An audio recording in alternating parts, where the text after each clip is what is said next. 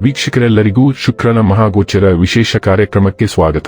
ವೀಕ್ಷಕರೇ, ವೈದಿಕ ಜ್ಯೋತಿಷ್ಯದಲ್ಲಿ ಗುರುವಿನ ನಂತರ ಶುಕ್ರವನ್ನು ಎರಡನೇ ಅತ್ಯಂತ ಮಂಗಳಕರ ಗ್ರಹವೆಂದು ಪರಿಗಣಿಸಲಾಗಿದೆ. ಈ ಗ್ರಹವು ವಿಶ್ವದಲ್ಲಿ ವಾಸಿಸುವ ಎಲ್ಲಾ ಜೀವಿಗಳಿಗೆ ಯಾವಾಗಲೂ ದಯೆ ತೋರುವುದು ಎಂದು ನಂಬಲಾಗಿದೆ. ನವಗ್ರಹಗಳಲ್ಲಿ ಒಂದಾದ ಶುಕ್ರನನ್ನು ಅದೃಷ್ಟದ ಗ್ರಹ ಕರೆಯಲಾಗುತ್ತದೆ. ಜನ್ಮ ಕುಂಡಲಿಯಲ್ಲಿನ ಪ್ರೇಮ ಸಂಬಂಧಗಳ ಲೆಕ್ಕಾಚಾರ ಮಾಡುವಾಗ ಈ ಗ್ರಹವನ್ನು ಪರಿಗಣನೆಗೆ ತೆಗೆದುಕೊಳ್ಳಲಾಗುವುದು. ಆದ್ದರಿಂದ ಶುಕ್ರ ಸಂಚಾರ ಜ್ಯೋತಿಷ್ಯದಲ್ಲಿ ಪ್ರಾಮುಖ್ಯತೆ ಪಡೆದಿದೆ. ಶುಕ್ರವು ಆನಂದ ಮತ್ತು ಸೌಂದರ್ಯದ ಆಕರ್ಷಣೀಯ ಗ್ರಹವಾಗಿದೆ. ವೈದಿಕ ಜ್ಯೋತಿಷ್ಯ ಶಾಸ್ತ್ರದ ಪ್ರಕಾರ ಯಾವುದೇ ವ್ಯಕ್ತಿಯು ತನ್ನ ಜಾತಕದಲ್ಲಿ ಶುಕ್ರನ ಬಲವಾದ ಸ್ಥಾನವನ್ನು ಹೊಂದಿದ್ದಾನೆ, ಅವನ ಅಥವಾ ಅವಳ ಜೀವನದಲ್ಲಿ ಎಲ್ಲಾ ರೀತಿಯ ಐಷಾರಾಮಿ ಮತ್ತು ಭೌತಿಕ ವಸ್ತುಗಳ ಸಂತೋಷಗಳನ್ನು ಅನುಭವಿಸುತ್ತಾನೆ ಮತ್ತು ಪಡೆಯುತ್ತಾನೆ. ಆದರೆ ಜಾತಕದಲ್ಲಿ ಶುಕ್ರನ ದುರ್ಬಲ ಸ್ಥಾನವು ಪ್ರೇಮ ಸಂಬಂಧಗಳಲ್ಲಿ ವೈಫಲ್ಯ, ವೈವಾಹಿಕ ಜೀವನದಲ್ಲಿ ಅಪಶ್ರುತಿ, ಕಣ್ಣುಗಳಿಗೆ ಸಂಬಂಧಿಸಿದ ಸಮಸ್ಯೆಗಳನ್ನು ಮಾತ್ರ ನೀಡುತ್ತದೆ.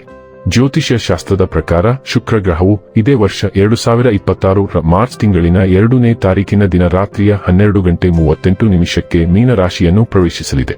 ಶುಕ್ರನು ಮಾರ್ಚ್ ತಿಂಗಳಿನ 26ನೇ ತಾರೀಕಿನವರೆಗೆ ಮೀನ ರಾಶಿಯಲ್ಲಿ ಇರುತ್ತಾನೆ.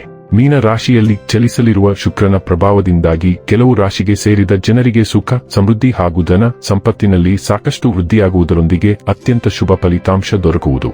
ಹಾಗೆ ಇನ್ನೂ ಕೆಲವು ರಾಶಿಯವರಿಗೆ ದುರಾದೃಷ್ಟ ಎದುರಾಗಲಿದೆ.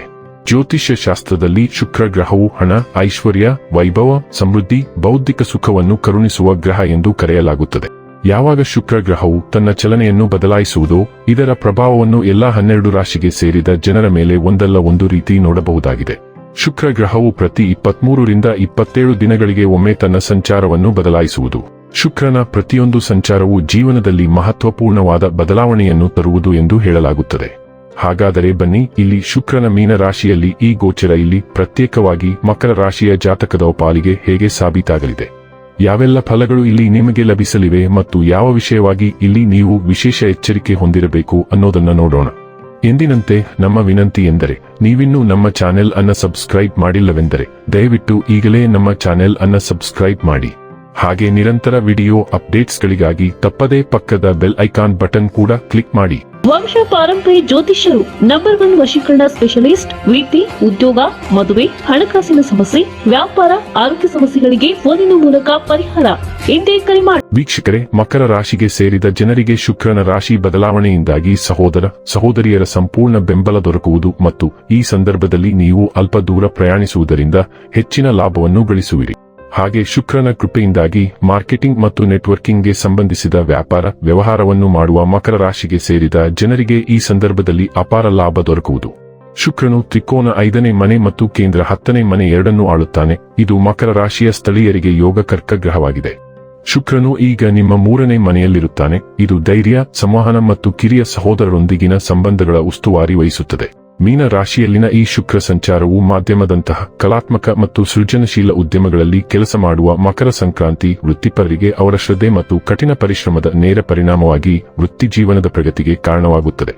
ಈ ಸಮಯದಲ್ಲಿ ಅದೃಷ್ಟವು ನಿಮ್ಮನ್ನು ಸೂಕ್ತ ಜನರು ಮತ್ತು ಸಾಧ್ಯತೆಗಳಿಗೆ ಕರೆದೊಯ್ಯಬಹುದು ಮತ್ತು ನಿಮ್ಮ ಸಂವಹನ ಸಾಮರ್ಥ್ಯವು ನಿಮಗೆ ಹೆಚ್ಚಿನ ಜನರನ್ನು ತಲುಪಲು ಸಹಾಯ ಮಾಡುತ್ತದೆ. ಹೆಚ್ಚುವರಿಯಾಗಿ ನೀವು ಕೆಲವು ಆನಂದದಾಯಕ ಭೋಜನಗಳು, ಪಿಕ್ನಿಕ್ಗಳು ಮತ್ತು ಕಡಿಮೆ ದೂರ ವಿಹಾರಗಳನ್ನು ಹೊಂದಿರಬಹುದು. ಅದು ನಿಮಗೆ ಸಂತೋಷವನ್ನು ತರುತ್ತದೆ.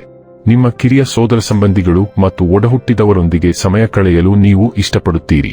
ಇನ್ನು ಕೊನೆಯದಾಗಿ ಈ ದಿನಗಳಂದು ಮಾಡಿಕೊಳ್ಳಬೇಕಾದ ಉಪಾಯಗಳ ಕುರಿತು ನೋಡುವುದಾದರೆ, ಮನೆಯಲ್ಲಿ ಅಥವಾ ನಿಮ್ಮ ಕೋಣೆಯಲ್ಲಿ ಆಗ್ನೇಯ ದಿಕ್ಕಿನಲ್ಲಿ ಗುಲಾಬಿ ಸ್ಫಟಿಕ ಶಿಲೆಯ ಸ್ಫಟಿಕವನ್ನು ಇರಿಸಿ.